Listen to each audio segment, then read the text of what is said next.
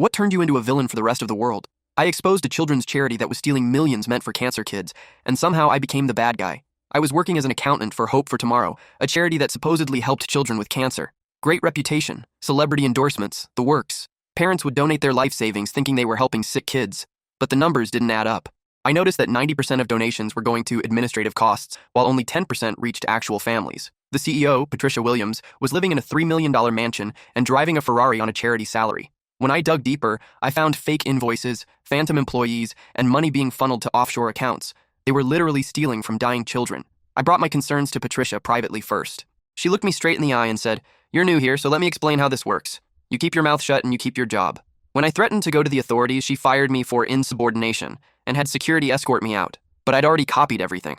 I took the evidence to the FBI, the local news, and posted it all over social media. The investigation revealed that over $50 million had been stolen over 5 years. That's when the backlash started. Patricia's PR team launched a campaign painting me as a disgruntled employee trying to destroy a beloved charity. They said I was bitter about being fired and making up lies to get revenge. The media bought it completely. Local man destroys children's cancer charity with false accusations, ran in every major newspaper. They interviewed families who'd received help from the charity, not mentioning that the help came from the tiny fraction of money that actually reached them. Celebrity supporters went on talk shows calling me heartless and evil. One famous actress cried on camera saying I was taking food out of the mouths of cancer children. Social media exploded.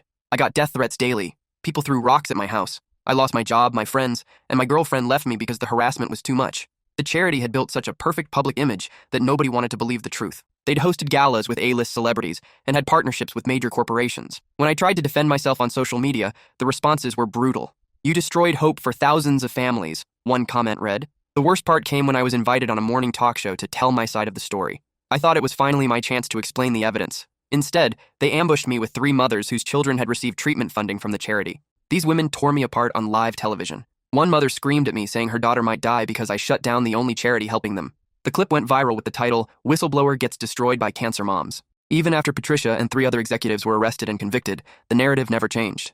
The charity shut down, real cancer families lost their funding source, and somehow it was still my fault for destroying it instead of letting it continue operating. News outlets barely covered the convictions. When they did, the headlines were always, "Charity shuts down after whistleblower allegations," never "Executives convicted of stealing from cancer children." I became the villain who ruined everything, instead of the whistleblower who exposed massive fraud. 5 years later, I still get recognized in public. Last week, a woman spit on me at the grocery store and called me a child killer. Patricia got 3 years in minimum security prison and kept most of the stolen money. She's already out and living comfortably in Florida. I work under a fake name now and moved across the country, but the internet never forgets. Sometimes doing the right thing makes you the enemy of everyone who preferred the beautiful lie.